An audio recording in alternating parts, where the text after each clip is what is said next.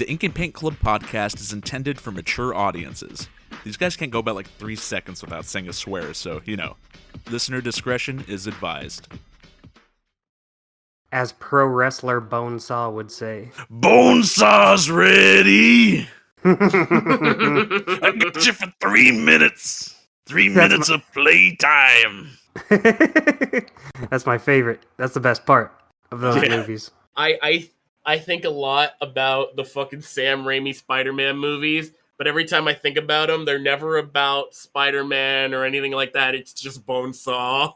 Fucking Macho Man was the best part of anything he was ever in. That's very true. Fucking Weird Al show, best part. Dexter's Lab, best part. Space Ghost, best part. Absolutely. Yeah, he was Space Ghost Grandpa. That's one of the best episodes. Yeah.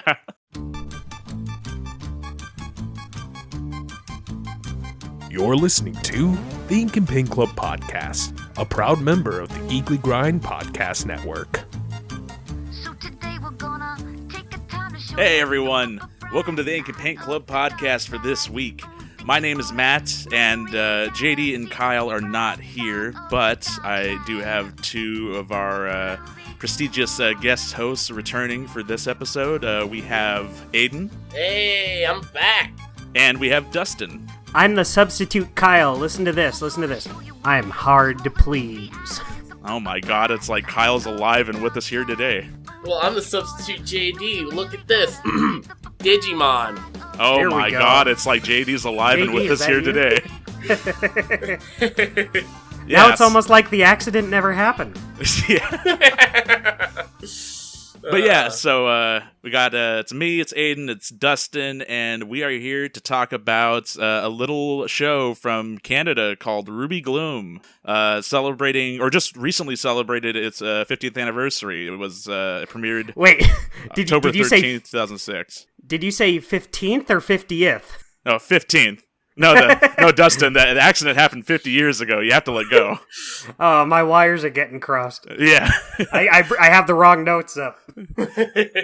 So yeah, 15th, 1-5 anniversary of Ruby Gloom, which is, I don't know, I take it this show is kind of, it's not like that well known. Like I know like in more recent times it's kind of become a bit more popular online, but like, I don't know, it's still not like as widely talked about as some other more popular, tunes from Canada, like Total Drama or 16, or I guess any of the stuff of that same era. Like, Yeah, Ruby Gloom only got 40 episodes, so it came, it went, it had its time in the sun. Total Drama just keeps going on and on and on. So Total Drama kind of forced itself into the spotlight. Yeah, Sure. Even beyond that, though, Ruby Gloom is kind of for a while, I can understand why a lot of people in the West probably don't really know that much about the show or know it at all, because for the longest time, the show was only aired exclusively in Canada. It didn't come to the States until it came over on DVD, and then the advent of Netflix came around, and Netflix had it for a while, but I think recently they've taken it down. It's on Tubi now. You can watch it on Tubi. You can also watch it occasionally on Pluto TV's Forever Kids channel. They will occasionally play that from like 4 to 6. I like that Pluto channel because it plays Ruby Gloom and Sam and Max. Like back to back. Yeah. What else do I even need? you can also catch it on YouTube. I watched it all on YouTube. Yeah. Yeah, no. All the episodes I rewatched tonight are on YouTube. If you're gonna watch the show, genuinely just watch it on YouTube. They're all available on YouTube. They're all in HD. Just watch it on YouTube. Yeah, just do it already. What are you waiting for? And if you're not just convinced now, at least listen to us talk about this show and see if it changes your mind. But yeah, because Aiden brought up a good point. Yeah, this never actually aired on broadcast television in America. Like, I know it aired a bunch of different places. I know it aired in Japan. Because it was surprisingly popular in Japan. It even had its own cafe for a little bit. Yeah, it had its own little cafe. It had its own little bits of merch. It had its own weird Japanese music video where the main singer is cosplaying as Ruby, but everyone else is like weird mascot costumes. Heads. Yeah. I forgot all about that until now. Jeez, that takes me back. And there is so much, but and I remember a friend of mine who lived in Australia for a while They had it in Australia, it aired in the UK, and it aired all over Europe in general. Yeah, basically just everywhere except here. Which I is wonder really why. strange. I genuinely don't know. I want to say part of it might be that it's in a weird in-between spot where it's like too comfy and cutesy to be on like regular like Nickelodeon and Cartoon Network, but at the same time it's a little weird to call it edgy, but it's got a little too much of a darker edge to it to be on like Nick Jr. or something. It's in a weird, for like little kids. Yeah, it's definitely, it's a niche ass show. Let's put it like that. I feel like if it were still around, it would have been perfect for the hub. Oh my god. Yeah. Had this come out during the advent of the My Little Pony craze, it would have been a perfect show to put on the hub. I wonder if it would have gotten as big, because by the time the hub came around, Ruby Gloom was long gone. But, you know, it kind of feels like it would have been perfect for that sort of audience. So I wonder if it could have led to like a resurgence or something. I feel like it definitely could have led to a resurgence just in general. Because, like, yeah, it's definitely got the same kind of, like, vibes. Especially of, like, stuff, I'm just feeling it. But right. it's worth pointing out, though, that, like, while we're talking about the show, some people might remember Ruby Gloom, not from the show, but from her origins as a piece of merchandise. Right. Yeah, it was a merchandise line. Yeah. So the original merchandise line started in, well, I guess the concept for it went back to 2001. That was when Martin Shu did the original concept for Ruby, and then which would make this technically the 20th anniversary. I guess the 20th anniversary of the character herself. Yeah, the creation of the character. Yeah, but then from there, I guess the Martin Shu licensed out the character to Mighty Fine, which is where all the whole merchandise part of it came from, which is all in that era of the mid 2000s. That was when Hot Topic, you'd be able to find any number of mascot characters saying edgy things stuff like Happy Bunny or Emily the Strange. That was what I was trying to think of. Yeah, that type of thing. So Ruby Gloom was kind of that type of thing for a while. And as her namesake, it actually was, because it's weird. Ruby in this phase is way different from Ruby in the show. Because in the actual merchandise and stuff, she's actually lives up to her title as being a gloomy, girl, something an Emily the Strange or something. But yeah, in the show they completely changed her demeanor. Actually, they changed it earlier because this is a bit of a insane deep cut, but you guys got me on here, and I'm gonna spoil it now. This is probably my favorite cartoon of all time. Which is kind of weird to say, but I just really love it, and I've got to talk about this. So, yeah, the idea to make Ruby Gloom a cartoon went back as early as at least 2003, where Mighty Fine commissioned a team. I forget what they were called, and I should have probably put them somewhere. But basically, there was an old CGI pitch pilot. I remember this. Right, yeah. Which, it was very, very different. Not just the fact that it was CG, but the tone was very different. It was very gloomy. Ruby's voice was very moody, very gothic. The score was very, it was like a sad opera type deal. It was a little closer to what the merchandise line kind of portrayed the character in series. Yeah. Also, for whatever reason, they gave her lips, and it looks horrifying. And I'm so glad they did not go with this. I'm so glad they didn't go with this direction. Yeah. Well, what's funny is that when you look up, if you look up Ruby Gloom, on the shopping tab on Google or whatever, you'll see toys of or little statuettes of that version of Ruby. Yeah, no, a friend of mine has one of those, and it's that's a thing that they sold. And then I want to say, I think it was 2004 or 5, right before the show came out. Martin Sue made a little group of children's books based on Ruby Gloom, and that's more or less what the show is pulling from, because that introduces, Ruby's now just a more cheery, happy type of character. It introduces all of the side characters we know and love, although a lot of them were different back then. I remember Skullboy specifically, instead of just being a skeleton, he was a dude wearing a skull and never talked because he was just nervous. It's very bizarre. Yeah, and then also, was Misery was like a weird Jabba the Hutt like type character, right? Misery was a weird Jabba the Hutt type thing for a while.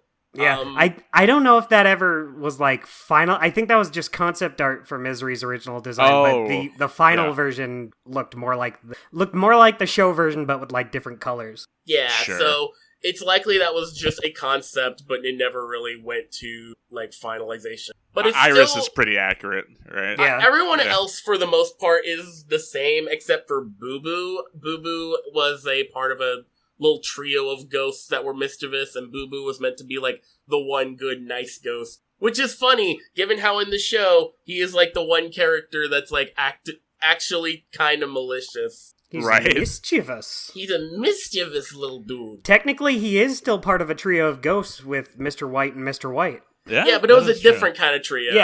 Yeah. I wonder if maybe they didn't go that route just because I guess Poe is already part of a trio with his other, his brothers Edgar and Alan, even though they kind of don't really show up after a while. Like, and it's not like even when they were there, they were doing much anyway. Yeah, but they don't even talk. They don't talk. They just they don't talk. They just put up with Poe. That's all they do. They're And just then there until they're not there anymore. Maybe they got tired of him. Yeah, Pretty like much. they're there specifically just to get the reference across. It's like, do you get it? It's Edgar Allan and Poe, Get it? like the author. Yeah. Oh, now I get it. Which is funny too, because I didn't think that they were going to actually reference the real man, and then like there's a whole episode where they travel back in time and see his pet bird and stuff. Well, okay, I guess I'm getting a little bit ahead of myself as far as talking about the episodes, but Yeah. yeah, as far as like the origins of the show, yeah. So it went to like the little storybooks, and then from there, Martin Shue sold the rights to Ruby Gloom to Nelvana. Yeah. And that is where we got the show itself. And I want to make another real quick note. This show's director is someone named Robin Budd, who, this is not the first, like, goth show he made at the time, because he's also responsible for being the director behind Beetlejuice. Yeah. And they also worked on the Hotel Transylvania cartoon, right? Yeah. Yeah. That's right. And I forgot about that. And also, to, like, the one or two people out there who might remember what this movie is, he also directed Rock and Roll. Oh, really? Oh, wow, really? Yeah, no, he directed that, too. And That's crazy. to the, like, 90% of listeners who don't know what Rock and Roll is, look it up. Go find it somewhere. It's really good. Well, also another person involved in the show, co-developed for TV, is Carolyn Hay, who went on to do Carl Squared. So That is, that's pretty impressive. I mean, you know what? Carl Squared and Ruby Gloom have a shocking amount of DNA. Misery is in both Emily of them. Hampshire, yeah. That's about all I can really think about off the top of my head. Well, the Yeah, other I thing, mean, they can't all be winners, you know. If you make a Ruby Gloom, you got to make a Carl Squared to balance it out. True. she also co-created a show before Ruby Gloom as well. Oh, which one? It's called Robo Roach. Oh, I've I've never heard of that. I was telling What's it about? Well, I mean, just you heard the title. Man, I kind of skimmed an episode of it, and actually, it's the concept is as dumb as you think it is, but the animation is actually not that bad. Like Oh, nice. it's like one of those things where like the style's maybe not all there, but it's animated well. Like it's not like cheaply animated. It's like, and that's actually something that I definitely want to talk about as far as Ruby Gloom is concerned too, because this is in that era where a lot of cartoons, especially because a lot of Canadian cartoons from this era are kind of saddled in with like it's Canadian tune, so it's a Flash cartoon or something. It's got that puppetry type of thing going on. Toon Boom puppets, yeah. Yeah, or Toon Boom, yeah. But I don't know, man. There's something about Ruby Gloom, the way that they approached it, like it's very, I don't know, aesthetically pleasing, like just the way it's like moves around and stuff. And the thing is like on the back half of the episodes, like like the halfway through the show, like the animation actually like gets more involved and actually starts looking. They get like a really lot good. more They get a lot more lively and expressive with the characters. Even a little earlier, they start doing that with Scaredy Bat in some... Scaredy Bat is so lovingly animated in this show. I want to know who animated all of those Scaredy sequences, because wow. They went out of their way to make Scaredy the most lovable-looking character in the entire show, in a show that's already filled with lovable-looking characters. I wonder if they started out animating Scaredy a little more fluidly than the others because he's so much easier to actually draw and animate than everyone else. All of these characters are very heavily detailed. Oh my god, very hard to draw. And they eventually start, doing that with all the characters, but Scaredy is, I think, a good one to start with. Scaredy and Doom, I think, have the most amount of, they get the most amount of just expressive, detailed kind of animation. And then after they get comfortable with that, it's like, okay, now we'll start doing that with the main. Yeah. Which, speaking of, we should probably start talking about the main cast. Yeah, sure. So let's just start with the title character. Let's talk about Ruby. Let's talk about Ruby Gloom from the show Ruby Gloom. Yeah. She's your title character. Everyone loves her. She brings brightness and optimism everywhere she goes. Her tagline is, she is the happiest girl in the world. In a world that is gloomy and dark, and I never want to be here. I'm really glad they took this character in this direction rather than the original direction. It makes her a lot more likable. Not that the old version was bad or anything, but I feel like that contrast with the setting really does a lot to sell it. Yeah, and that also leads to one thing that I really love about Ruby Gloom, and that is that even though it very much looks on the surface like it's a product of its time, it's a cartoon from 2006 about a bunch of goth kids. But when you actually watch it, it has a weird, obviously the animation is very much of its time for a while, but, the actual show itself feels very timeless. It feels like it feels like these kinds of things could exist in any setting to some extent. Agreed.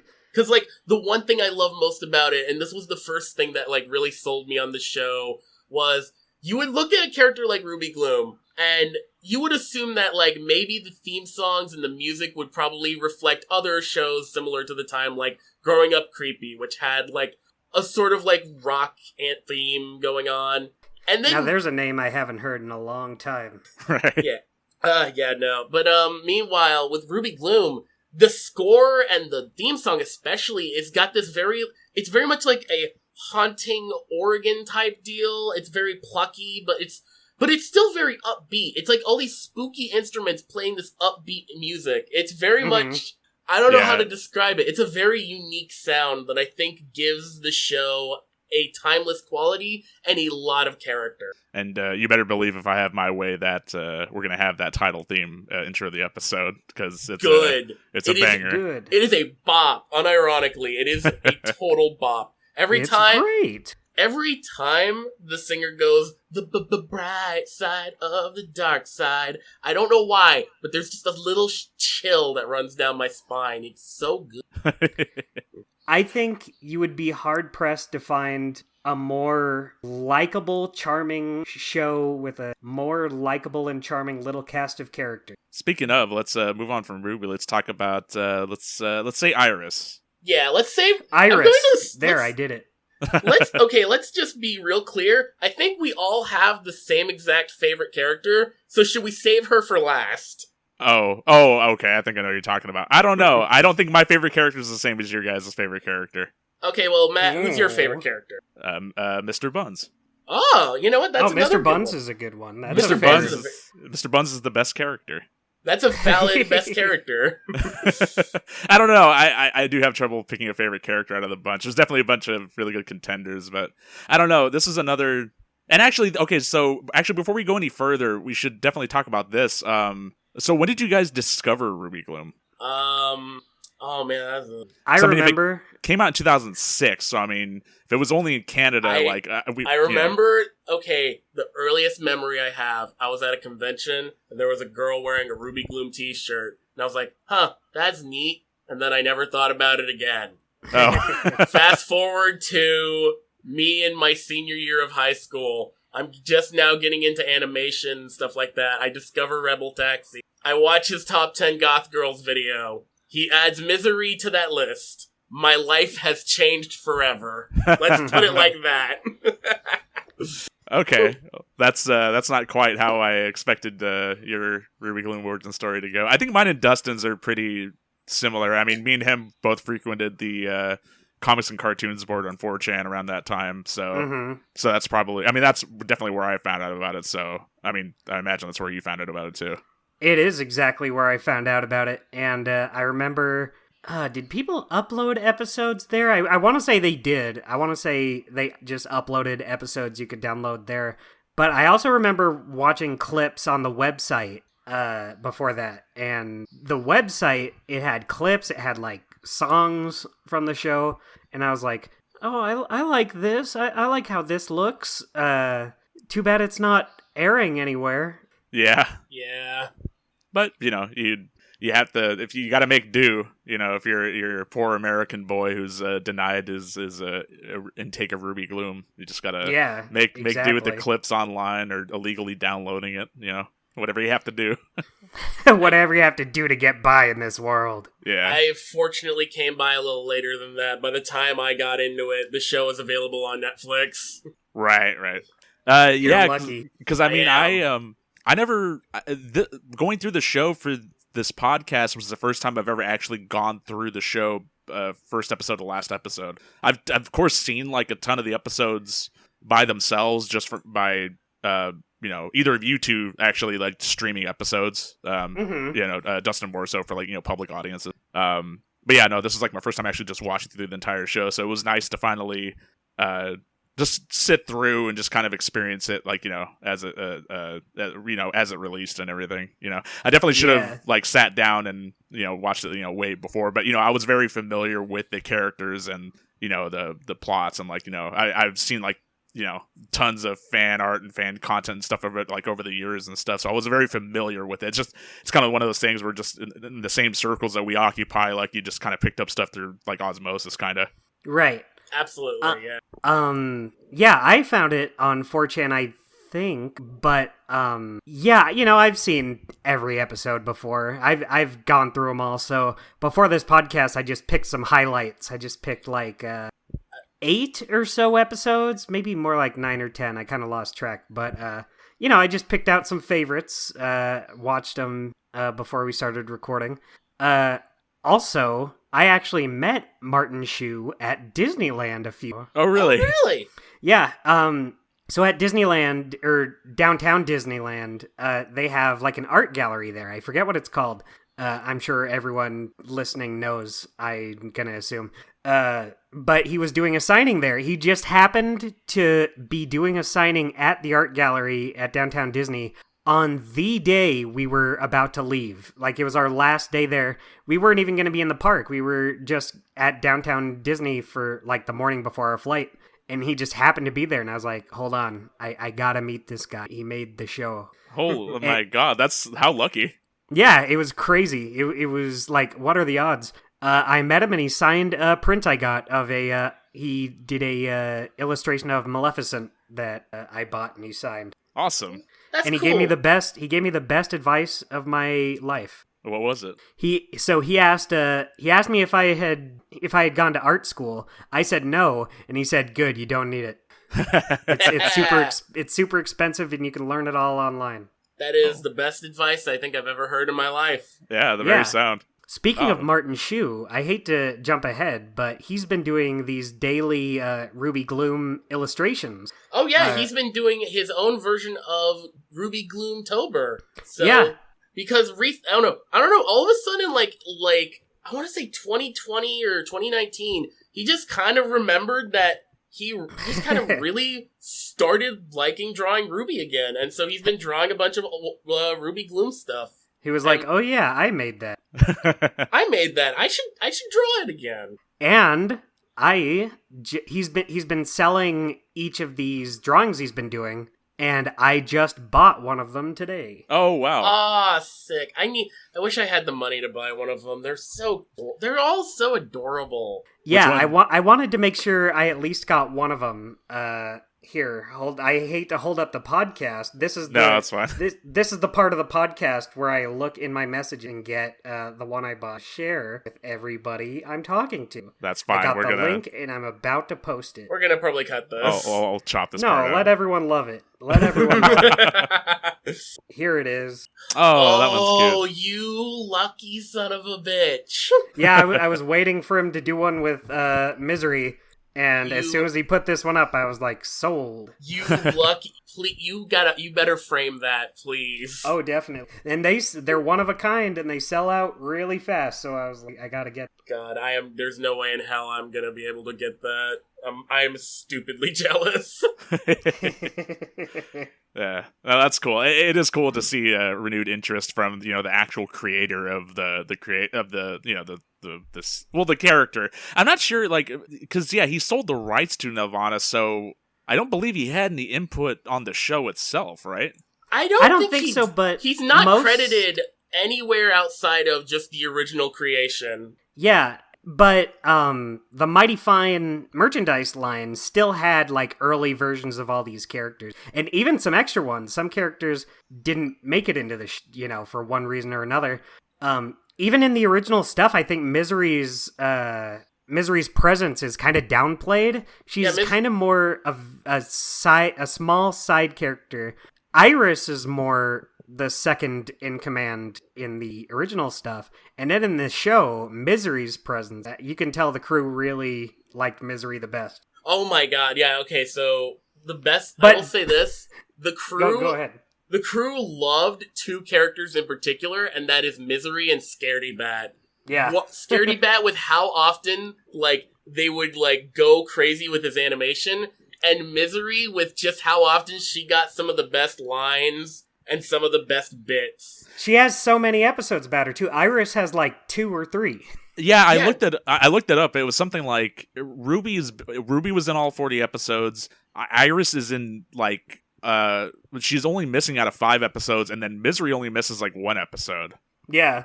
She's in, like... She has a ton of episodes. Yeah, no, like, Misery is considered the fan favorite, and also my favorite. That's my favorite character. But we're jumping ahead. We are jumping ahead. We were about to talk about Iris, then we went into all this. Right. We have this is a little like, this is weird because this is a show I've thought about since 2016, and it's one of those cases where, like, it's hard to come back to this from the perspective of, like, how I usually come at these things, where it's like, fresh observer, just kind of talking about it.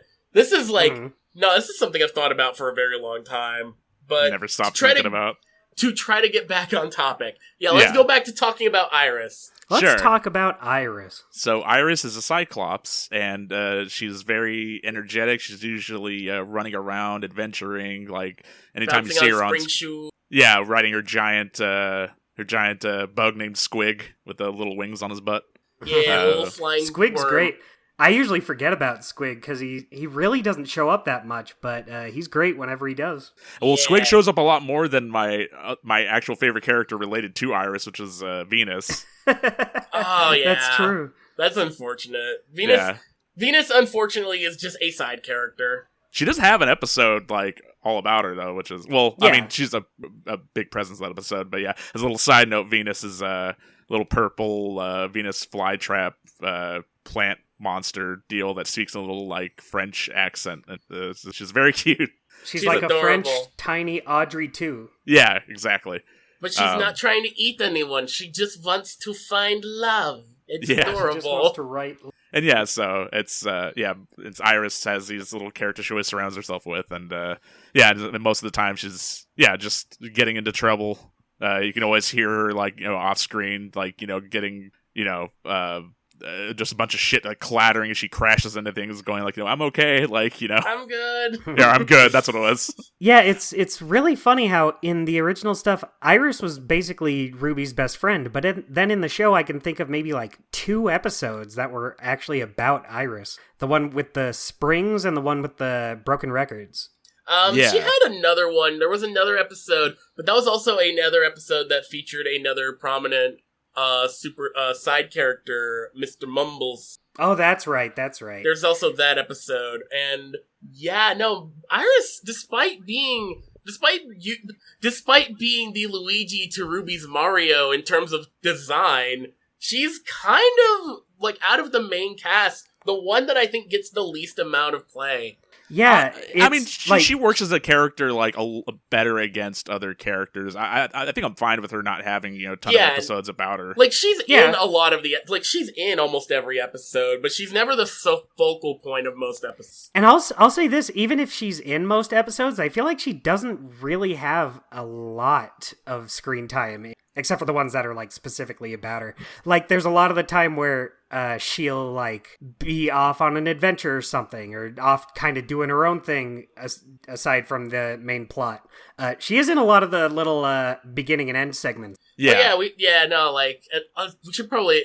I also want to make this interesting point out. So for whatever reason, Ruby Gloom, this isn't even the only cartoon I know of that does this. They have little segments before and after the episode, and all of them are adorable, and they're just little character moments. Yeah, I love them. I love that they don't necessarily have to be part of the bigger plot part of the episode. You can just get like a little thing that lets characters shine. And typically it's usually a character that didn't show up in the main episode sometimes, like, just to give them a little something. But then, so it's like, because I know like technically the one in the beginning would be a cold open, but I guess would the other one be like a cold close? Like, yeah, I guess so. Kind of. Just little like 1 minute shorts that are bookend the main episode. Yeah, they're great. They're fun little bits. Yeah, and a lot of those bits usually involve characters like Skullboy, which I think would be a good next segue to talking about him, because I mean, okay, he comes from a long line of podcast hosts. He comes from a very long line of podcast hosts. I wish we got an episode where Skullboy starts a podcast. I will say, so Skullboy is basically just a plot device, because his whole gimmick is, I must be related to a long line of, and then just fill in the blank. Yeah, he doesn't really have much going on, because, like, it's kind of hard to describe Skullboy, because you don't really get to see what his interests are and who he really is, because each episode he's trying to be someone else. Well, yeah. I think we know perfectly well, like, who Skullboy is. I mean, he's as a character, he's trying to find where he, belongs, and I think that spills over into, what he might want to become, like, what type of person or what profession or whatever, like, in addition to, like, just trying to find any relation to whatever family he might have. There's a lot of episodes that deal with, like, him trying to find, like, a relation to somebody or, like, some sort of ancestor or whatever, like, and so that's what the him taking on all the different personas and jobs comes from. So yeah, exactly. Yeah. It's just, I feel like a lot of the other characters have very well-defined, like, exactly who these characters are. This character's whole thing is trying to find out who, which is a good hook for a character. It just kind of makes them a little hard to describe. I think the best way I could describe it, and this is a really nerdy way to describe it, Skullboy is a ghoul from Fallout. He is, in that, he can basically be good at just about everything. And I don't know if that's just true. Because he's a skeleton, he's been around for a very long time, so he just knows how to do everything. But yeah, no, that's the best way I could describe him. So, actually, you bring up something else that's worth noting. You say he's been around for a long time. I think, as far as character ages go, it's always left very vague. My answer to that is... So, Martin Shu answered this way back when on DeviantArt with the answer of, honestly, it just depends on how you look at the characters. I always figured that, just given that, they all live in a house by themselves and, like, they're... I don't know, I always took them as being young adults. Yeah, well, you see adult characters in the show and they're, like, the same height and size, and you see little kids who are, like... littler than them, yeah.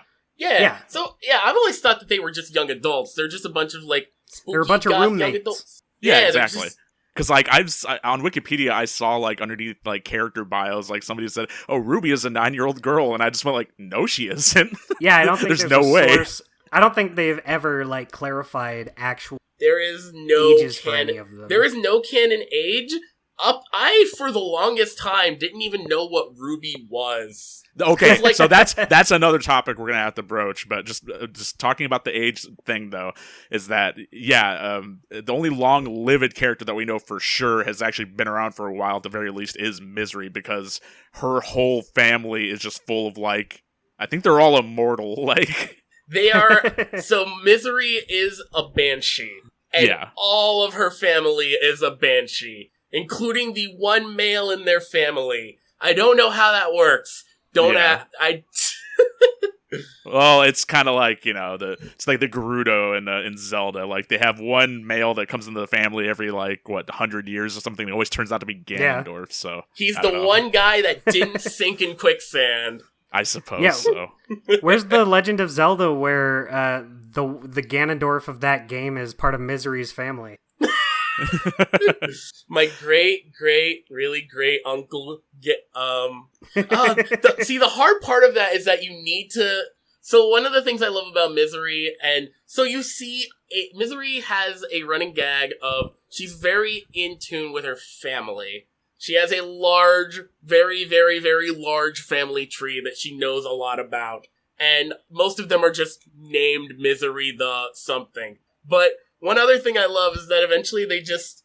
Every type of bad thing, but it has to start with the letter M. So you get characters like malaise, malady, mayhem, mildew, migraine. It's very fun. Morose. Morose, yeah. Yeah. What was, trying to remember the name of her cousin that's, it's just Misery, but with Ruby's hair? Mopey. Mopey. Yeah, she's the optimistic one. Which is funny. They get a lot of mileage out of that specific, because that's like the third time we see Misery character model with Ruby hair. Like, there's one episode where they were all pretending to be Ruby, and then there's like a gag in another episode where it's Ruby, Iris, and Misery as like all backup singers. They all have Ruby's hair, and then then there's a whole just character that is just Misery's character model with that hair again. Like, they get like the one I will say, them making this show being like using puppet rigs does lead to a lot of fun instances where they will like reuse old models that they did.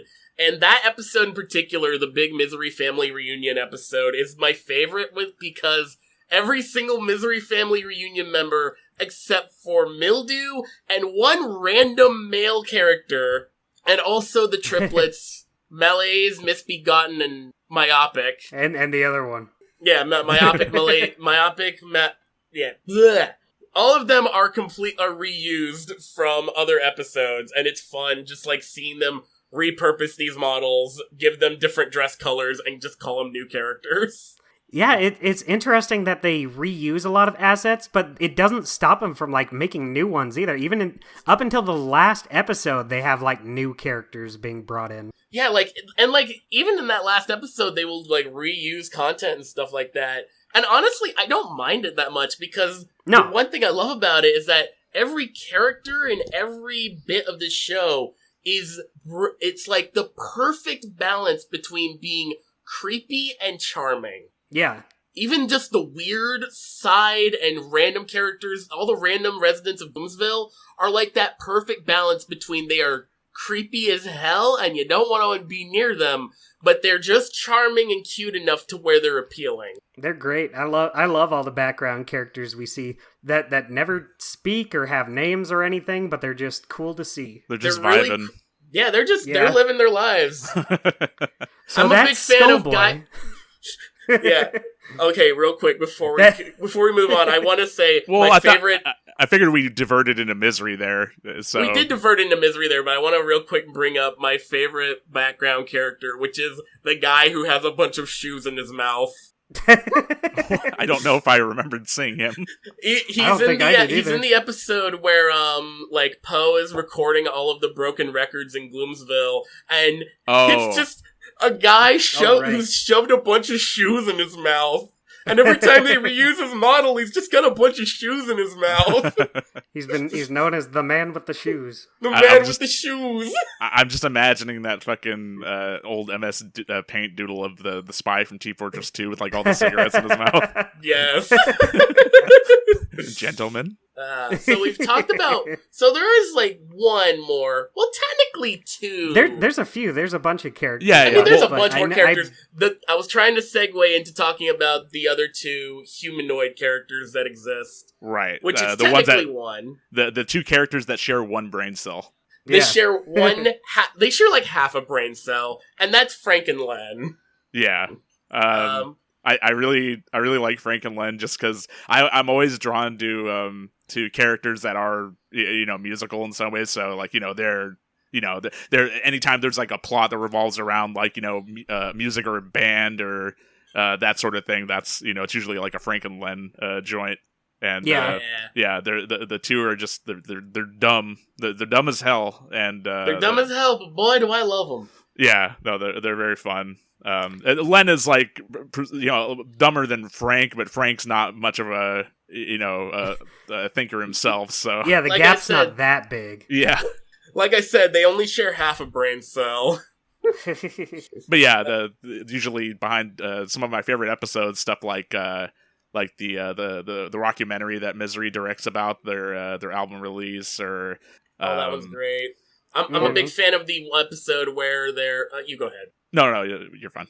I'm a big fan of the episode where they're trying to get into their friends' heads to like write songs about them, and then like they keep like getting head trauma and like dreaming that they're looking at through their perspective. That's a fun episode. It's a fun concept for sure that I haven't really seen done in too many other cartoons. Like there's stuff similar to that, but not like the exact way that they do it in that one. It's funny, that's not one of my, like, top favorite episodes, but it is one of the episodes I think of first. Because I used to have a DVD, I think it was, like... I think I had a friend who, like, converted one of the Australian DVD releases to, like burned it onto a DVD I could actually play. And that was one of the episodes on there, so I remember watching that episode a lot. Actually, speaking on those DVDs, that was something I meant to bring up earlier, was that, it never... Ruby Gloom never got broadcast in America, but the DVDs have definitely been released here in America because... As like I remember some years ago, I think I mentioned on the show before that I work at Target, and in the new releases section, like in 1 October, like some years ago, I just was like, oh my god, what the fuck? And like there's just like a Ruby Gloom like DVD like on our rack, like that's exactly how I was when I was at Walmart once. And I was just walking by looking at the DVDs, and they had, like, their Halloween selection out, and they just had a Ruby Gloom DVD. I was like, what? Oh, I guess I'm buying this. Yeah. Even though you can, readily, watch all the episodes online now and stuff. It's always nice, even if they're not, like, in the, the best quality, if it's DVD quality or whatever, it's still nice to have like official merch to support a show that might have been dead since like 2008 or whatever, but still. Exactly. These DVDs came out in the US like long after the show was over. But if you want to just have the satisfaction of having it sit on your shelf and be like, yeah, that's a show I enjoy and I have official merch from it, Exactly. Even at that point, like I had already had all the episodes. I have a friend who like bought all the episodes on iTunes and then copied them over and sent them all to me on discs.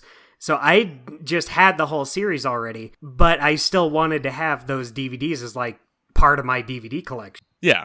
Yeah, definitely. Frank and Len, they're like a two-headed Frankenstein type boy that is really into music, and they're fun characters. They're fun characters. And then there's like, then there's a bunch of the just animal characters and stuff. A friend of ours referred to them as the Smalls. The Smalls. The Smalls characters is a good way to put it. So Doom Kitty, which we did talk about a little bit about, but yeah, Doom Kitty is the second most lovingly animated character in the show, where she's kind of got like a Courage the Cowardly Dog thing, where she like plays charades to like get what she's trying to. She's non-vocal, but and like all the sounds she makes are all like violins noises. Yeah, and she looks at the screen and she looks at the screen and says, "The things I do for love." Well, what I was more getting at with the Courage comparison was that she does the charades thing, and like she's actually like her body is like changing to like match characters, or like her tail like will, or like her cat body just will morph to like talk or try to get things across and stuff, and it's very fun to see on screen. Yeah.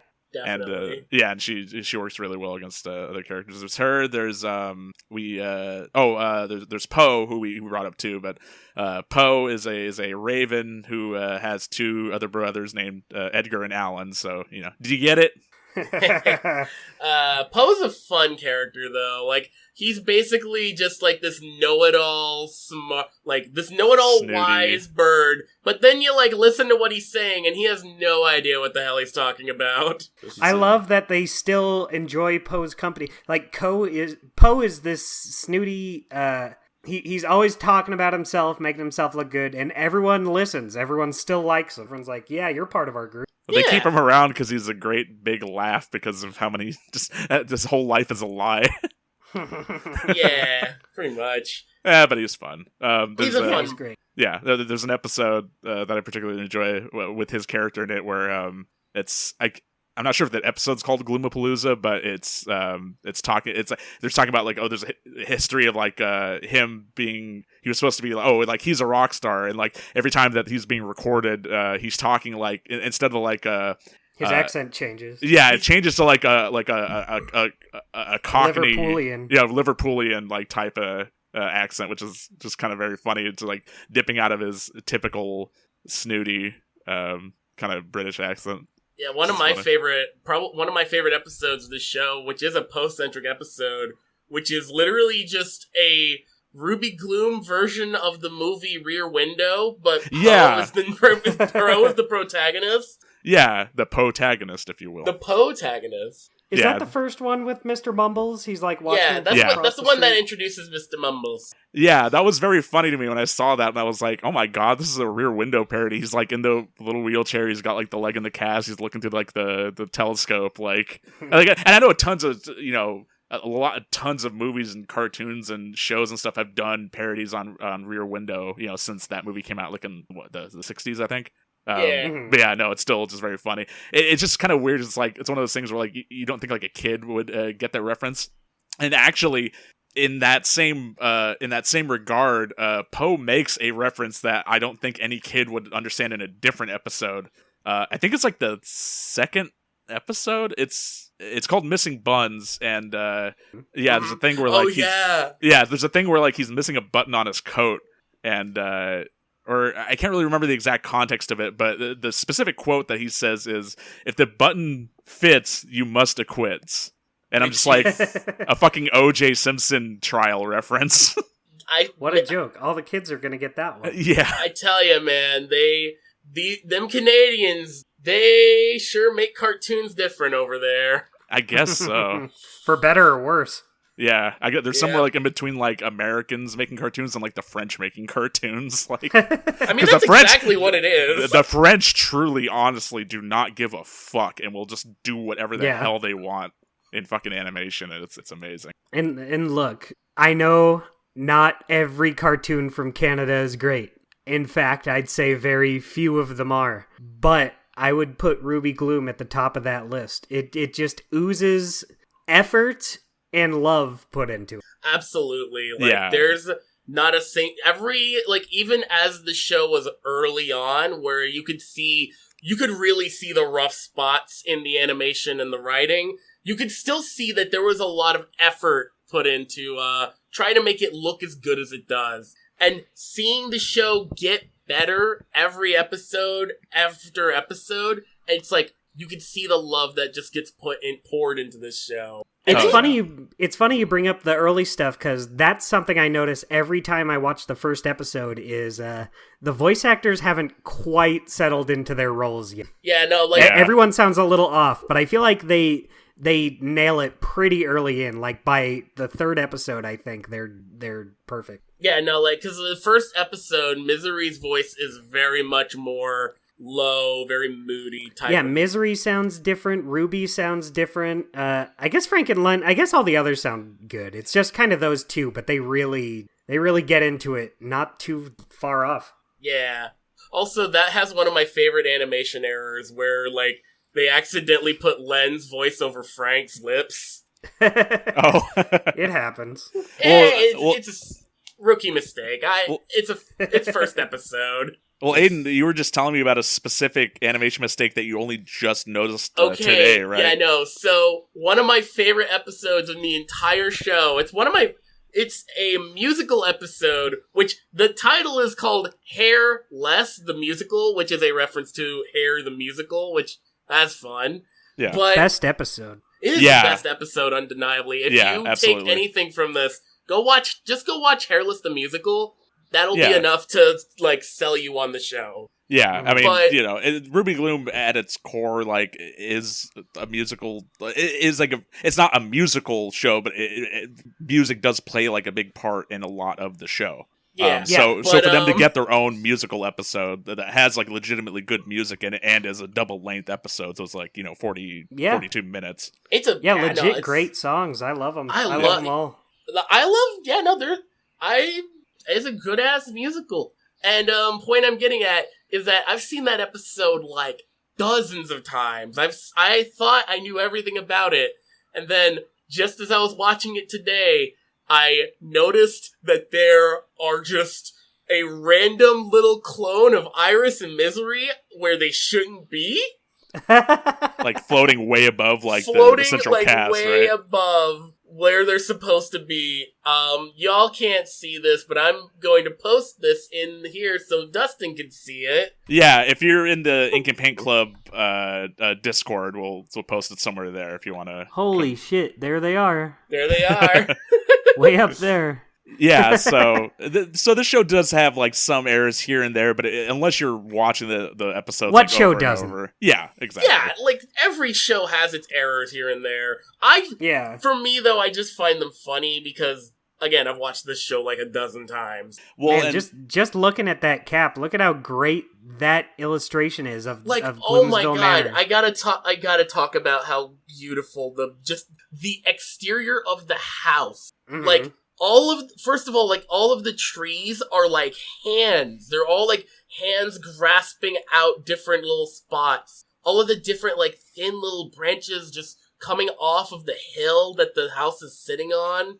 And just the house itself just looks wild. It's like this big nightmarish looking building that shouldn't exist. You've got the frickin' like bridge between the two towers that just loops up and down and all around. It's so good. It's such a fun house to look at. This everything about this show visually is just fun to look at. Mm-hmm. Even the moon. I would argue this is like the cutest moon in any piece of media. And she sings the theme song. She sings the theme song. And she's a character too. Like she's not like she doesn't have a line, but she emotes. She's there in some of the episodes. The moon is us. She's watching Ruby Gloom and her friends. Like we're all the moon. Yeah. Yeah. And I am glad that she actually does factor in some of the other episodes later. Like there's a whole episode where Skullboy like inexplicably makes the house like go into space, and like there's a very real danger they're going to crash into the moon, and then it just gets like sucked up into your orbit, and like it's starting to make you sick. Like yeah, it's very funny. That's a very fun episode. Although, if we're talking about the moon as a character, I didn't think we really talked too much about... We talked about how lovingly animated he was, but we didn't really talk about Scaredy Bat. Oh yeah, we probably didn't talk about Scaredy Bat. So, Scaredy Bat is, as the name implies, he's a scaredy little bat who has a thick Indian accent. Yeah, is that bad? I don't think so. I mean... Honestly, like, I don't think it's bad, considering that, like, eventually they do actually just play that up into his character, because I remember like one episode in Hairless the Musical, he has a bit where it suddenly becomes like a classical Indian tune, and I don't know whether or not it's considered bad or not. I don't think any of us are qualified to answer. We're not qualified. To answer I can't make that call, but I'm going to assume it's fine. Yeah, because it's not like he's not portrayed as a negative. He's not a stereotype. Character. Yeah. Not like he's a bat. Yeah, he's a bat, and he's very cute, and it's just he's one of the best characters in the show. Yeah, it's no different than Mario. Well, I was gonna say that there's arguably a worse stereotype in this show. Oh, I mean, yes, but also they're like my favorite side characters. Wait, And- are we not talking about the same characters?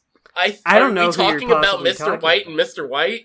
No, not Oh, who are you talking about? even. Well, it's funny because I was kind of reading through the TV tropes page, and like, there's a thing about stereotypes, and like, it brought up the fucking oh shit, what was their names? It was Uta and Guter and Unta? Yeah, Those they're German like- kids? Oh, yeah, and they were like, "Oh, this is very stereotypically German," and I was just like, "This is not the stereotype that I was thinking about when I was thinking about one of Misery's cousins, the gay show one, Oh. Mildew. Mildew, Yeah, I was thinking. I mean- I was thinking about that was one of the episodes I watched today, and I was like, Eh, I don't know if I'm we're sure there's qualified no to ill say will it. put in it, but There is no Yeah. ill will put into it. I'm going to say we're not qualified to say whether or not it's problematic, but all we can it's say worth- is it's Canadian." it's Canadian. I'm sure they had everyone's best interests at heart. But I would also say if this were made today, that probably wouldn't have happened. Yeah. Yeah. Great episode, though. No, That's it's a what great I episode. But as far as quote unquote main characters, the only one left to talk about is Mr. Buns. What is there to say about Mr. Buns? He's perfect. Mr. Buns is the best character. He is. Mr. He's Buns. Whenever Mr. Buns is not on screen, I'm always saying, "Where's Mr. Buns?" I think Mr. Buns should have access to a time machine. Yeah, God, that'd Well, be, it's just- that'd give him. it's That funny was because that even- could have potentially happened. There's a whole episode where they have a time machine. Yeah. That could have happened. But yeah, no. Mr. Buns' whole gimmick is that Mr. Buns is arguably alive, yet every time you see Mr. Buns on screen, he is just an inanimate like sock puppet or like a stuffed sock doll. And, I would equate Mr. Buns' character to Plank.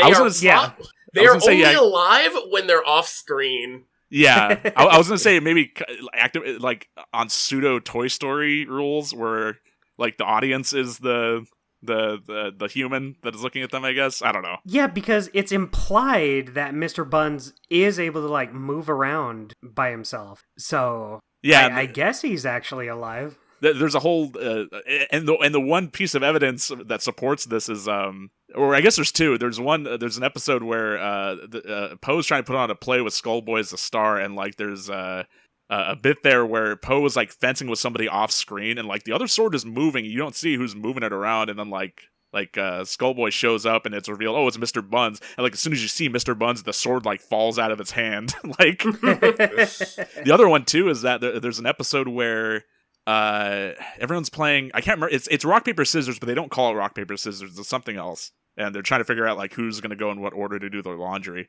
And Scaredy ends up going last, and you can see Mr. Buns like off, like way off in the distance, like with the laundry stuff, like the laundry machine and stuff. But then like Scaredy like enters the room on the complete other side of the room and trips on Mr. Buns. And then, like, the next time you see Mr. Buns, he's on the fucking laundry stuff again. I'm just like, that motherfucker's alive. Like, Yep. And that leads into something that I didn't really realize until now, and that is what exactly is Ruby Gloom? yes. Not in terms of what the show is, I mean, what is the character? Because everyone else is kind of easy to, like, figure out from a glance. Iris Yeah. is a Cyclops. Misery is a Banshee because Skullboy's a skeleton. Frank and Len are a Frankenstein monster. Also, I love that their name is a pun. Yeah.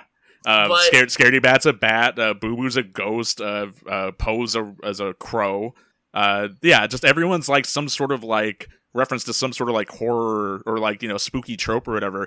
And then Ruby herself, like, it for all intents and purposes, she's just a normal person, but Yeah. there's all these theories about like what she could potentially be. Like, So- I've heard vampire, Living doll. I've heard living doll, I've heard porcelain doll, I've heard Living rag doll and porcelain doll is one of my favorite theories because I just think it fits with the idea of like, well, she has freckles. How can she have freckles in a town that has no sunlight? And also Well- just like the glossiness of her eyes and all like the brightness of her hair.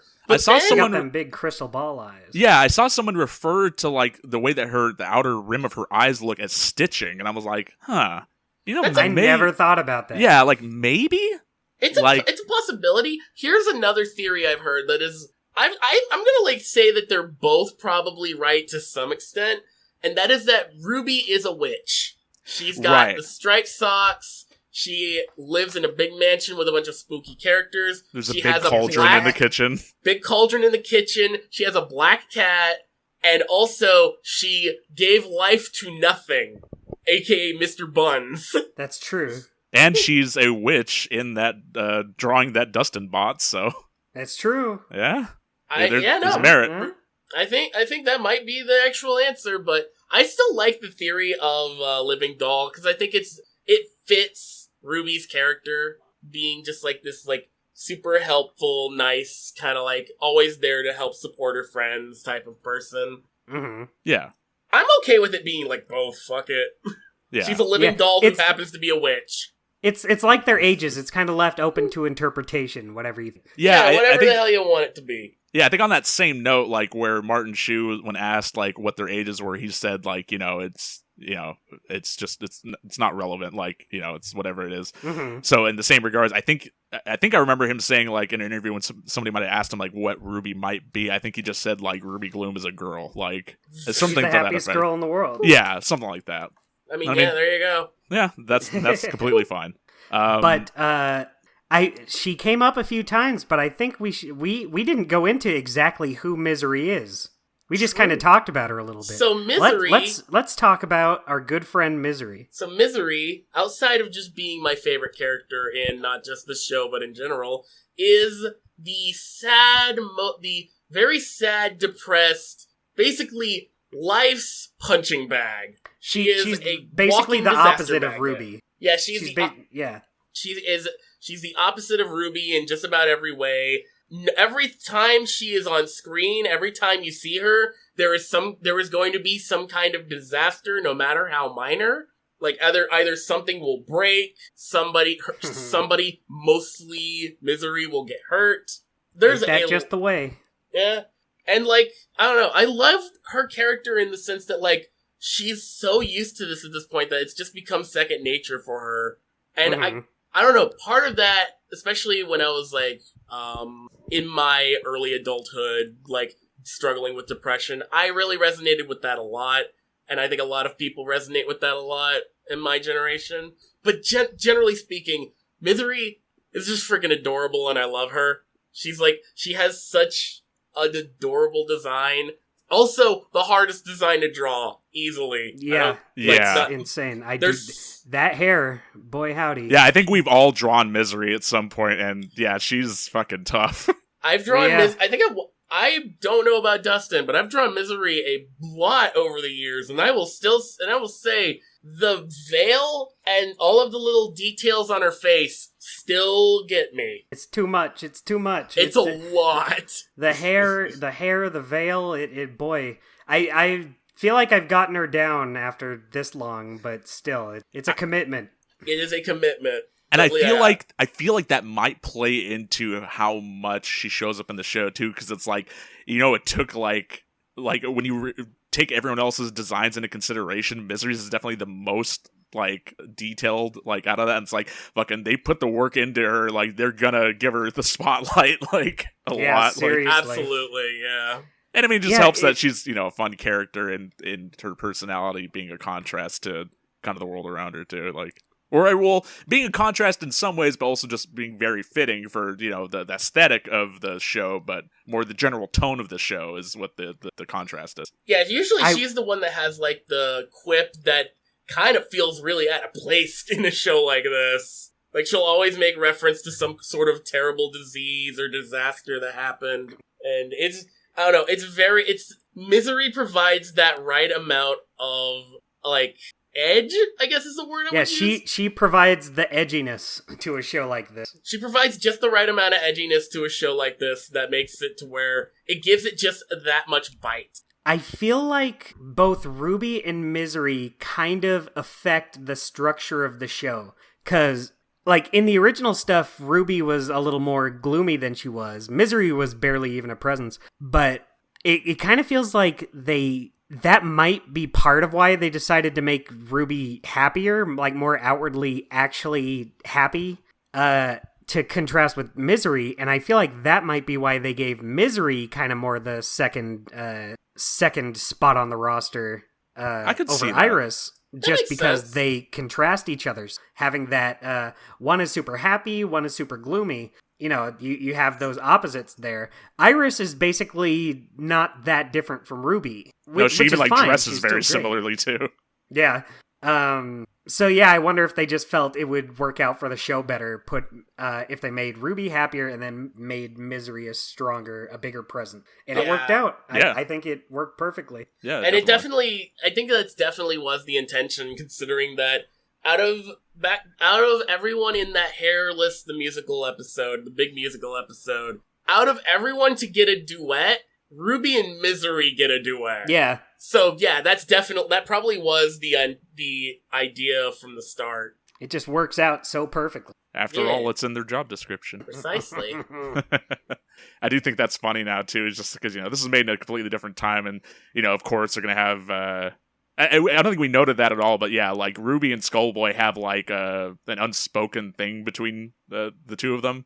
But like you could make an argument more for if this show were made more nowadays, they might lean more into this. But yeah, Ruby and Iris or Ruby and Misery. Like I'm not getting like shipping type of stuff here. I literally talk like just talking about like specifically like circumstances of the show, like how the characters act towards each other and stuff. There's a lot of scenes and just like I don't know, that lends sort of like credence. To Yeah, that. definitely. I agree with that sentiment. To me, I always felt like the Ruby Skullboy stuff. I always felt like it was one-sided on Ruby's part. Skullboy either is completely unaware, and if he is aware, it's like I don't think those are feelings that are He's like, okay, Ruby, see ya. pretty much, yeah. That's how he goes. Yeah, after all, he comes from a long line of beta males. Oh my I'm sorry, Skullboy. I had god! to You do just it to you. fucking destroyed him. It's alright, he's already How dead. will He's he a ever skeleton. recover? It's fine, he's a skeleton. He'll just pull his bones back together and the xylophone That's will true. play.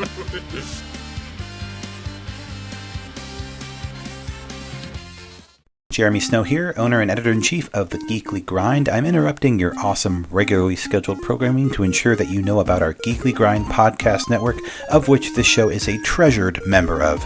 If you haven't had a chance to check out our site, you can do so at www.thegeeklygrind.com, and while you're there, check out the other members of our steadily growing podcast family, including the anime-centric Blake and Spencer Get Jumped, discovering new heroes and comic book keepers with Chris and Lance, exploring the vast universe of geekdom with Geeksploration, or of course appreciating animation's finer details with the Ink and Paint Club. Escape your weekly grind at the Geekly Grind.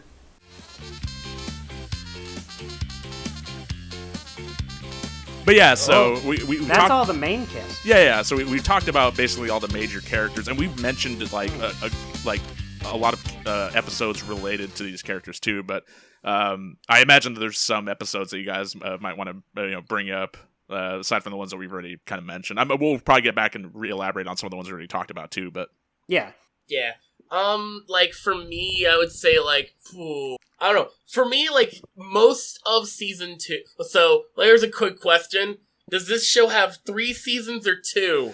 yeah, because it's classified as both. No one's really. There is sure. no actual answer. yeah, Some it's places- either it's either 2 seasons with 20 episodes each, or it's 3 seasons with like 2 with 13 episodes and 1 with 13, except for 14. the last season where it has 14. Yeah, and I couldn't get like a definitive answer as to like, I guess would they have gone off of like how it aired in Canada or something? Like, I don't know. It's hard to say. Either way, seasons don't really matter. It's 40 episodes, but there is a Yeah, it's all the same. yeah, there's a distinct quality shift like once you get like halfway through the show where it's like, oh, the animations is like looking a lot more fluid. The animation's a lot more fluid, and there's a certain point where they start getting really, really weird with some of the plots. Admittedly, like, so the show is very horror and spooky focused, but there's a surprising amount of, like, sci-fi plots thrown in here, and almost all of them are Skullboy involved. Yeah, like I already brought up the one where they made the house blast off into space.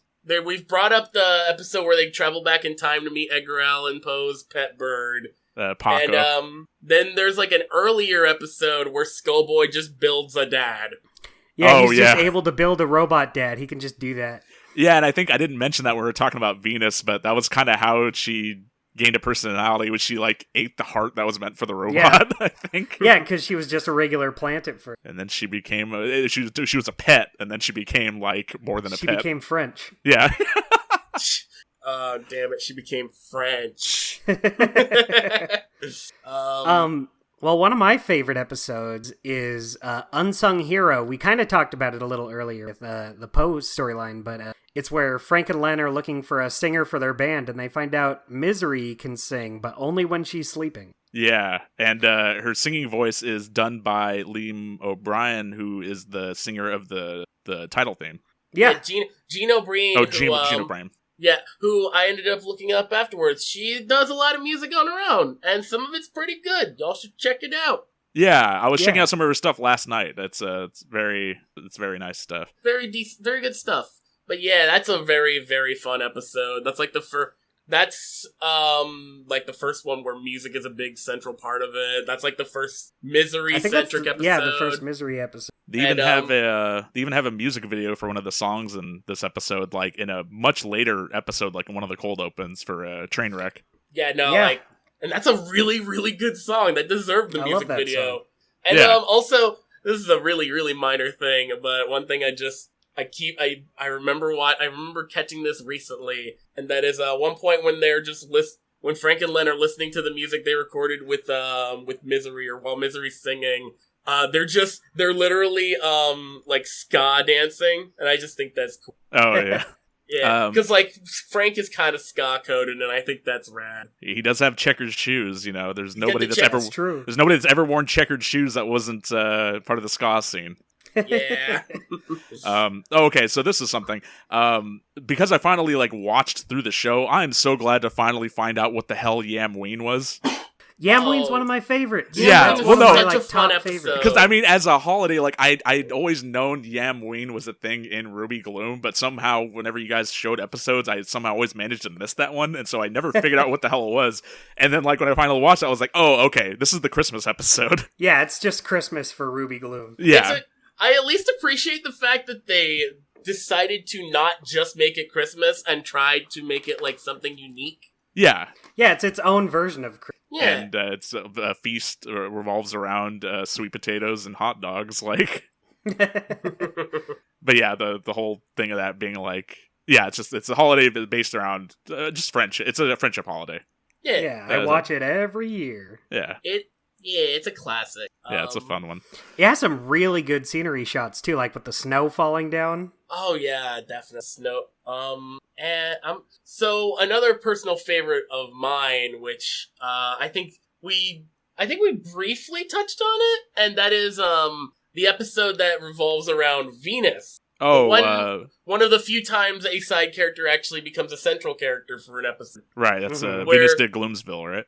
Yeah, Venus de Gloomsville, which is basically just Venus is dealing with writer's block, and all of the Gloom gang try to help her out, and you just get like little scenes of them playing out the stories that they're explaining. Yeah, very fun time.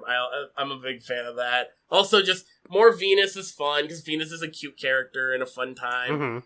And yeah. The only other time she really shows up in a like semi-prominent roles, like in the very last episode, she's like just inexplicably like on the train tracks for the train that's going out of control. Like, just did I miss what happened? I must have missed like when they saved her from the train tracks. Iris is like hanging out on top of the train, and she just lassos her and brings her up on the train, and then she says, "Oh, you can put me down now." And then I don't think we see her for the rest of the episode, but.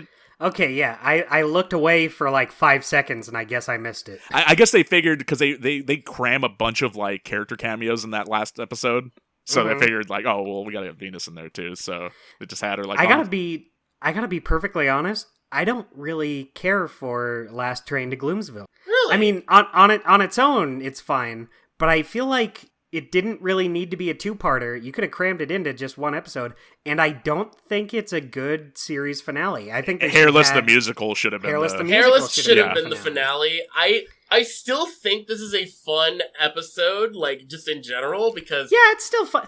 I don't think there's like any bad episodes. There's really not a bad episode, but like I don't know.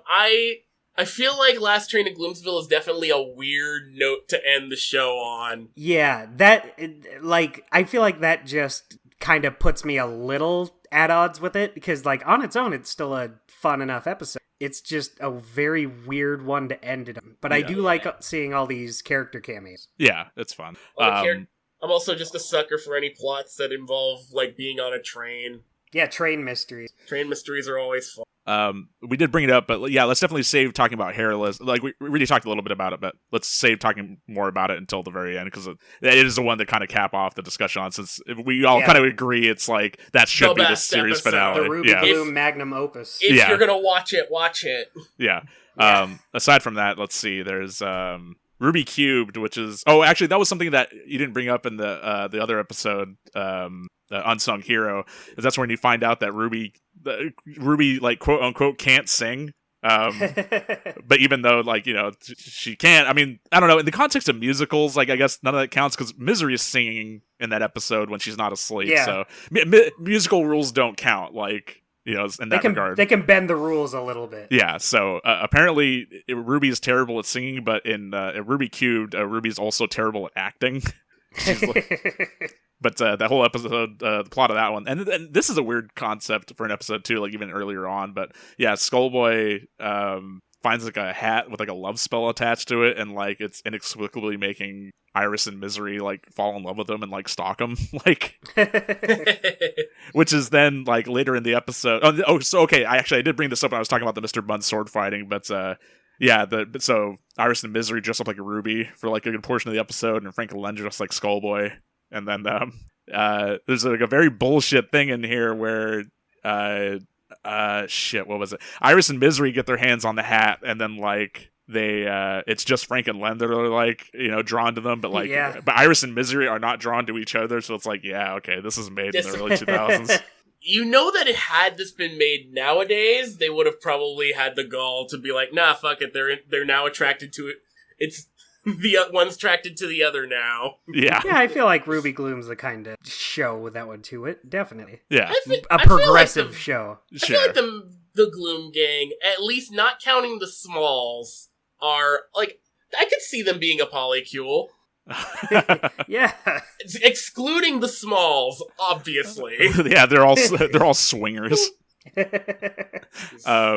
Once in a Blue Luna, that's kind of like that's one of my favorites. Yeah, that's like one of the episodes where they, like, as far as getting like really spooky, like that's the one where they're actually like, you know, sitting around a campfire telling scary stories, like looking for like the version of like a cryptid, basically, like heavy fog, and like Ruby's very scared, like, you know, that type of thing. Watching out for the Luna monster. The Luna monster. Which is weird, because given that it was called the Luna monster, I thought that, because this is the only time in the show where you see the dark side of the moon, like, in the show, because you do see the dark side of the moon, like, in the intro, like, she switches back and forth. But then, like, it didn't actually play into it for any reason. I think we do actually see the Luna monster as part of a species that Iris sees at the very end, and then they both scare each other, and, like... Misery sees it. It's Misery, She spends the whole episode denying that it exists. Yeah, right, it was Misery. But yeah, no, that one's a fun one. Yeah, that's one of my favorites. You're bringing up, like, all my favorites. Yamween, Once in a Blue Luna. Let's see. What are some other ones that we hadn't brought up yet?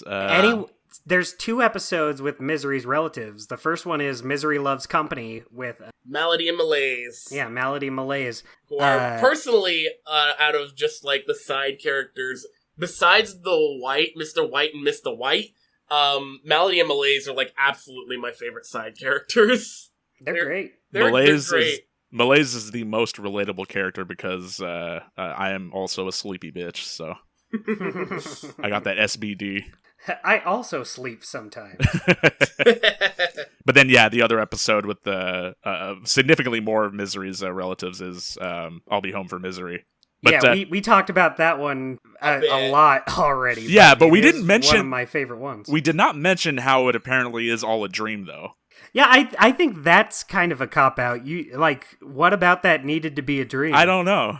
It's weird. I guess nothing about that couldn't have been real.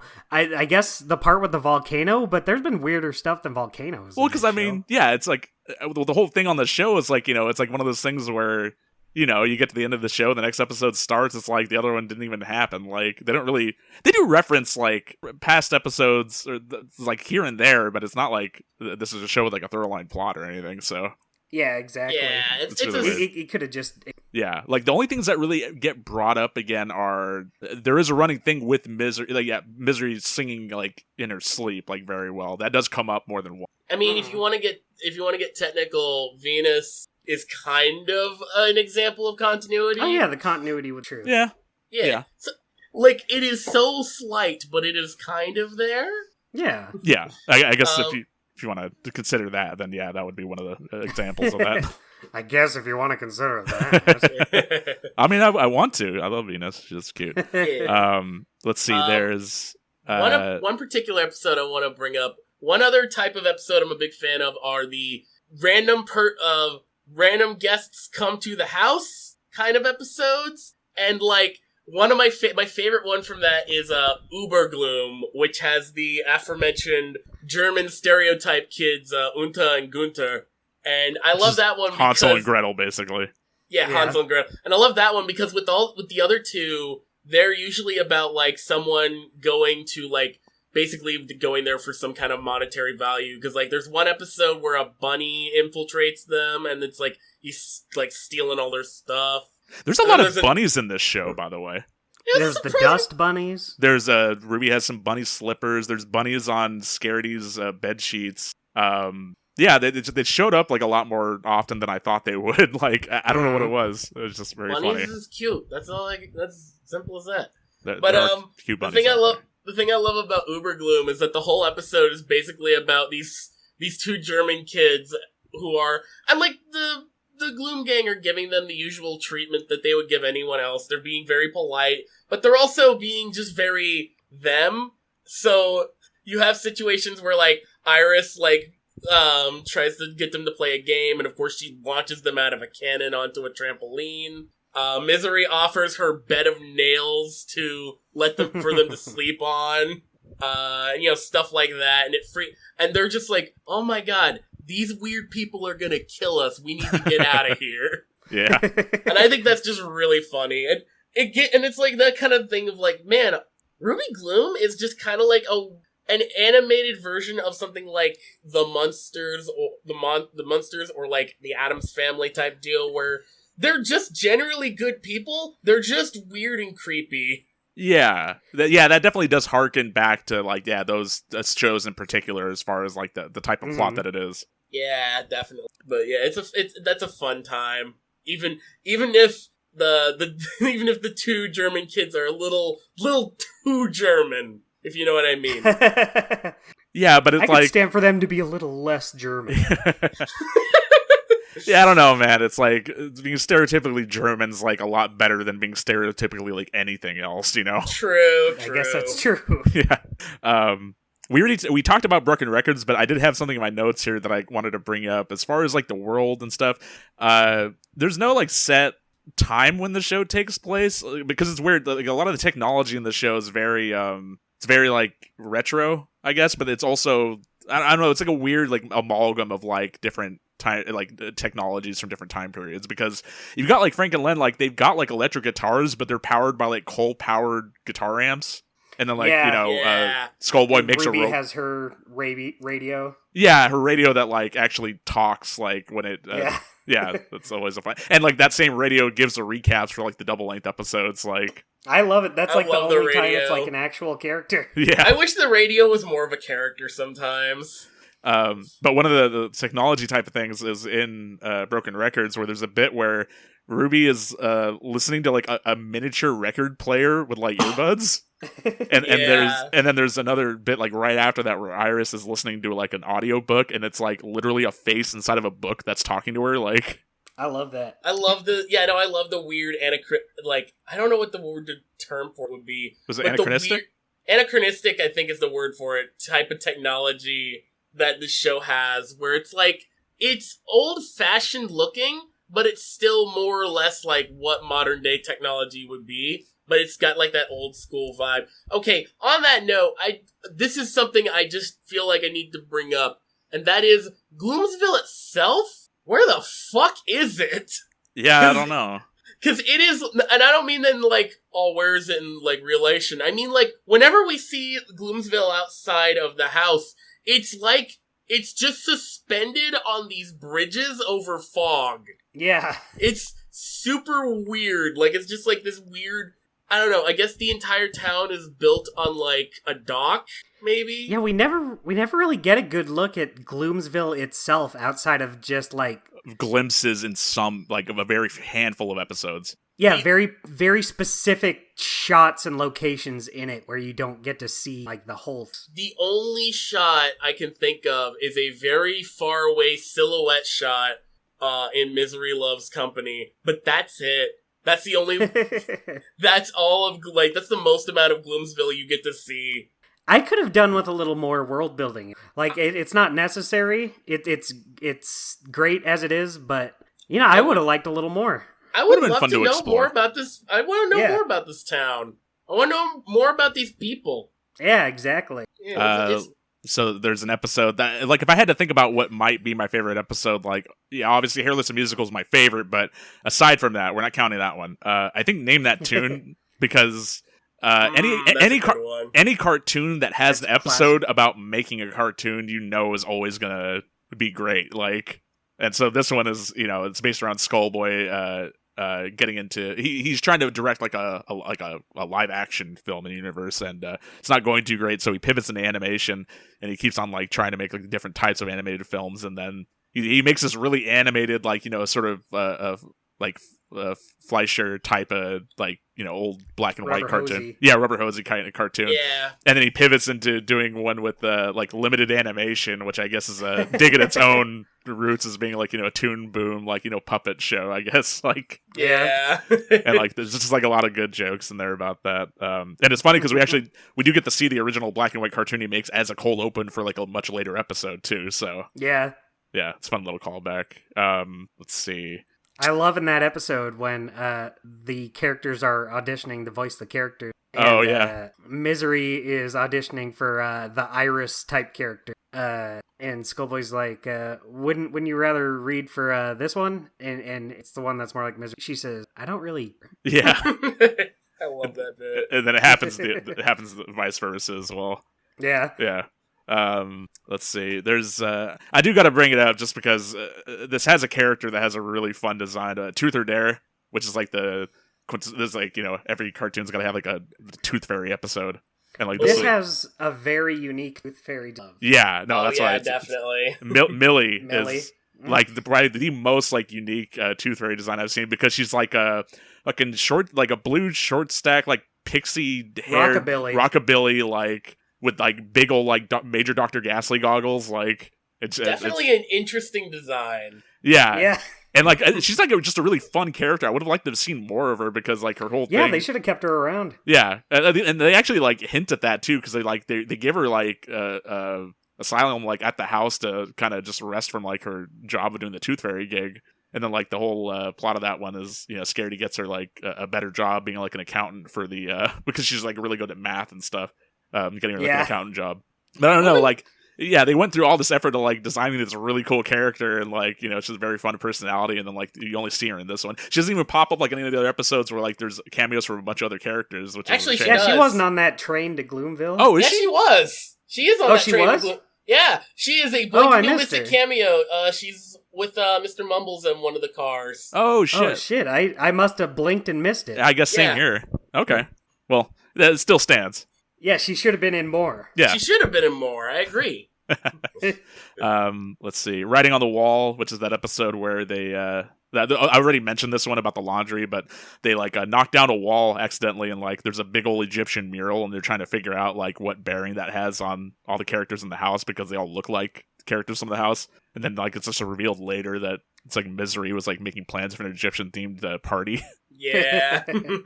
As a fun I always one. forget about this episode. Like it's one of the episodes that I'm always like, oh yeah, now I remember. That's not the one I always forget. The ones that I think the most forgettable episode to me is like Pet Population, the episode where everybody has like a pet show.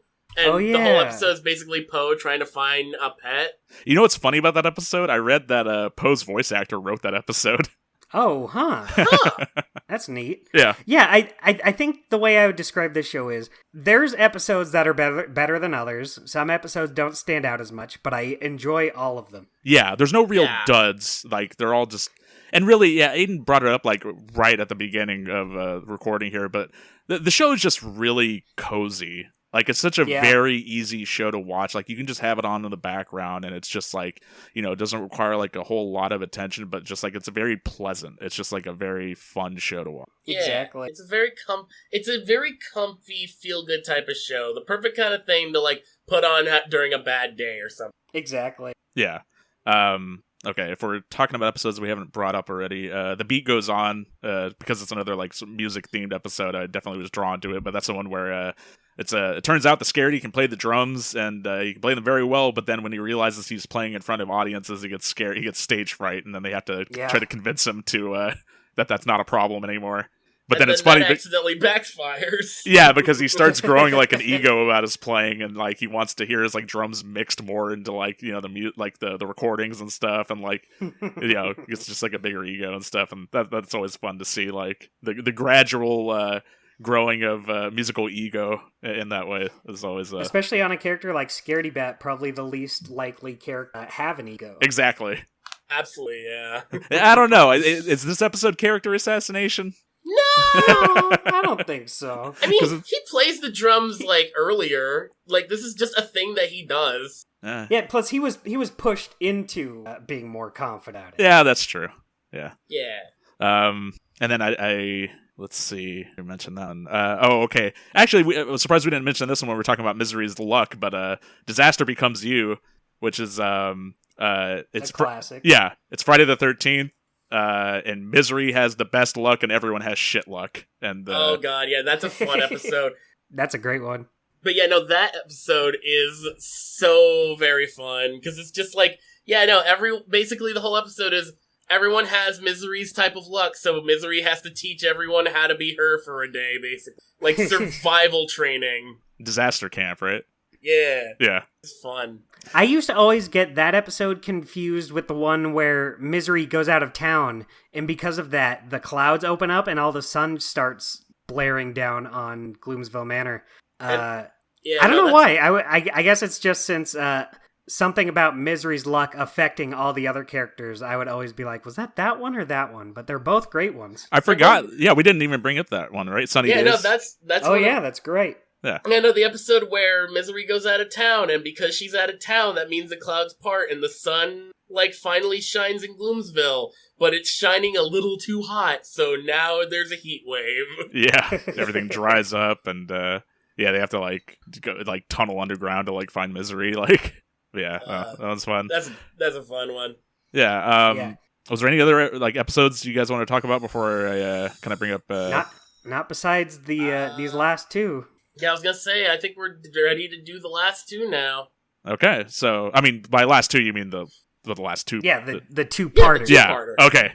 So then, yeah, we talked about it a lot, but yeah, Hairless the Musical, the best episode of the show, which I guess depends on your tolerance for musicals, because, you know, it is a musical episode. I know that there's people, I know JD and Kyle hate musicals, so...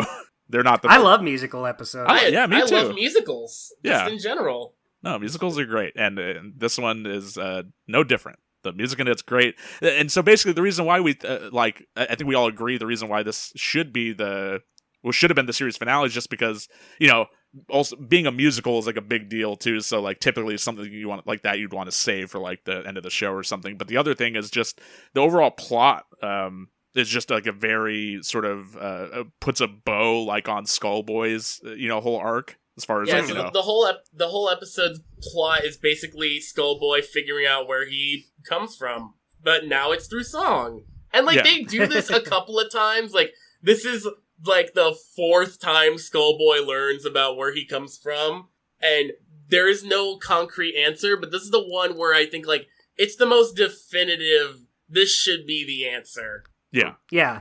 Well, they don't even go into where he came from. Like, he doesn't find out anything about it, but he finds out where he belongs. Where he belongs. Yeah, and it's nice. It's sweet. And also, all of the music is fantastic. And you know who we never brought up out of all of the side characters, out of every single character, we forgot to bring up Skelly T and the Skeleton. Motherfucking Skelly T. Yeah. The Chad.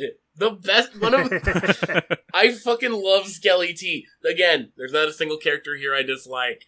And Skelly T is another one of those where like, damn, this man's great. He's so good. He's the embodiment of jazz in that it's dead, but it's still kicking.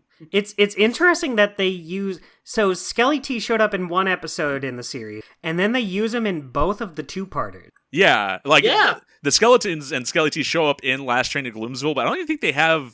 I think they have a very minimal They're not really role. part of the story, but they are there at least. They're playing the music of the play episode. The music. Yeah. Yeah. They're to play diegetic music for the episode. Yeah. Meanwhile, here they're a central part of the story. Mm-hmm. And it's a very fun time. And yeah, Every character gets their time to shine in the two-parter. They all get like at least one song.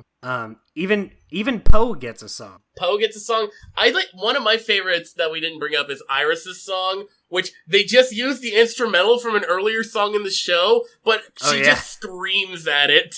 Yeah. She's just going Yeah, like, I guess dab, that dab, counts dab. as a song. It's like, fucking that counts. But yeah, no, it's just fun seeing these characters through like a musical lens, and it works really surprisingly well. Like, it's a fun episode, and yeah, that's why they should have saved this episode for the last one. It wraps up Skullboy's arc. It feels like this one feels like it wraps up characters a lot better than. Like, Last Train to Gloomsville just feels like any other episode. It's good, but, like, this feels like a bigger deal. Yeah. Yeah, it feels like this is the conclusion to these characters overall. Like, it has its own unique intros, even. Mm-hmm. It's got, like, the little pixel, like, Ruby Gloom heart, like, with the little drum roll and the curtains parting and stuff, like... Yeah. Yeah, definitely. But hey, at least we got it. Even if it should have been the ending, at least we got it at all. Yeah, that's true. But yeah, so that is... What's the best song? Oh my god, that is a tough question. I asked that not even knowing the answer myself. Knee-jerk reaction, I'd probably say just, I'm not sure if it's called Look on the Bright Side, but it's the song that Ruby sings with Skullboy, like... I might actually do a Ruby Gloom song ranking for Halloween. Ooh. So this answer might change depending on when I get that done by Halloween.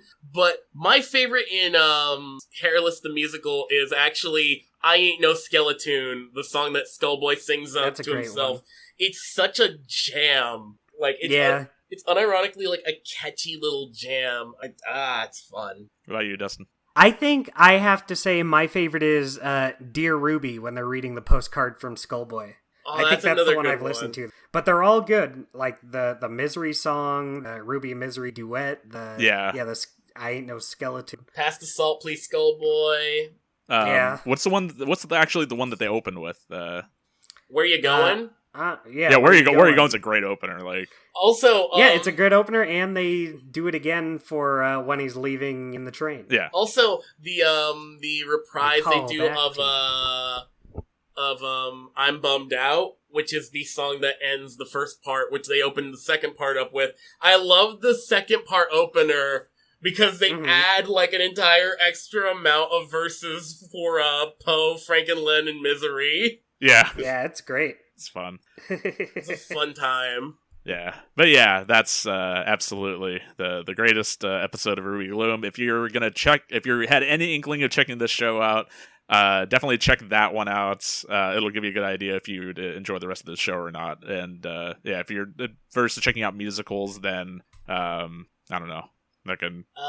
Just watch any of the other episodes we talked about. Yeah. They're all good. Honestly, just find the show, start from episode 1, go from there. If this sounds they're all on or looks YouTube, like your thing. they're all on Tubi. Pluto. Pluto. It's such an easy show to find and watch. Which is funny because it didn't used to be. Yeah. And like nowadays, you can just find it just about anywhere. Yeah. Well, Nelvana, the studio that made Ruby Gloom, it seems like they're pretty easy to get their shows. like Pluto airs a bunch of them. They're like all on Tubi. It seems like they just hand those shows out like candy. Yeah, the shows at least. Yeah. That's I mean, is there anything else to talk about? I mean, yeah, we talked about all the characters and a lot of our favorite episodes like in great detail. I mean, is there anything else to bring up? Yeah, I think that's about it. I think that's about it. Watch Ruby Gloom. This show is slowly. It's got like a small cult following, but you know what? It could always have more of a cult following. It definitely ain't no My Little Pony, I'll tell you that much. Hey now. Hey now. I just mean in terms of fans. It should be. Yeah. Yeah, God, what where's all my Gloom bros at? Yeah, I was about to say, my what would be like the brony equivalent for Ruby Gloom fans? Like, we're all my gloomies. Where are my gloomies at? Yeah. Never say that again. Never call me a gloomy in my entire life. I will disown you from my life. Oh god. Oh god. All right, guys. We actually went on for a bit longer than I even anticipated, but I knew with the three of at least with Aiden and Dustin here, who I knew were really big Ruby Gloom fans, like I knew we were gonna go a little bit long on this one, but hopefully you enjoyed the discussion. Hopefully you check out this show if you haven't checked it out before. You know, like I said, it's just a very fun, easy, just relaxing, comfy show to watch, and it's very charming. It's very charming. Yeah, the stylistic sensibilities and everything is. If you're into like that if you're into that whole sort of spooky, like goth, hot topic like era type of aesthetic, and if you somehow missed a boat on this one, definitely check it out. But yeah, no, happy 15th, Ruby Gloom. Martin Shu, you did a great thing making this character, 20 years ago. And yeah, thank you. But yeah, that's gonna be it for us here on the Ink and Paint Club podcast. Aiden, Dustin, thank you guys for joining me for this episode. Hey, thank you for making me on this episode. Yeah, had your gunpoint. I appreciate it. Yeah. I appreciate the gunpoint. Yeah, but we will. We'll see you later. You can catch us on Facebook, Twitter, Discord, all the other places. Actually, Aiden, did you want to advertise anything? Well, yeah. If you want to check me out, if you enjoy me talking about stuff, then you can check me out on YouTube /AidenAces, where I talk about cartoons and make a bunch of dumb shit posts. So you can enjoy some of my content there. And hopefully by Halloween or a little after Halloween, I'll have a Ruby Gloom video up. Since, why not? And then, Dustin, anything you want to advertise? Boy, would I ever. So you can find me on Twitter at AmazingDJDustin or Dustin Doodles if you just want the artwork part of it. I am also co-hosting another podcast with my good friend Mitchell F. Wolf on... it's about Telltale Games. It's called Telling the Tale. Go ahead and find that on wherever you listen to your little podcast programs. All right, there you have it. If you want to check any of them out, just listen back to what they just said, because I'm not going to repeat it, goddammit. But yeah, so that's it on Ruby Gloom. That's it on Ink and Paint Club this week. So we will see you next week. Have a great night. Have a great day whenever you listen to it. Bye. Goodbye. So long. Thanks for listening. You can find all the links to our social media pages in the episode description. Follow us on Facebook and Twitter and join our Discord. You can listen to us wherever you get your podcasts. The Ink and Paint Club is happy to be part of the Geekly Grind Podcast Network. We'll see you next time.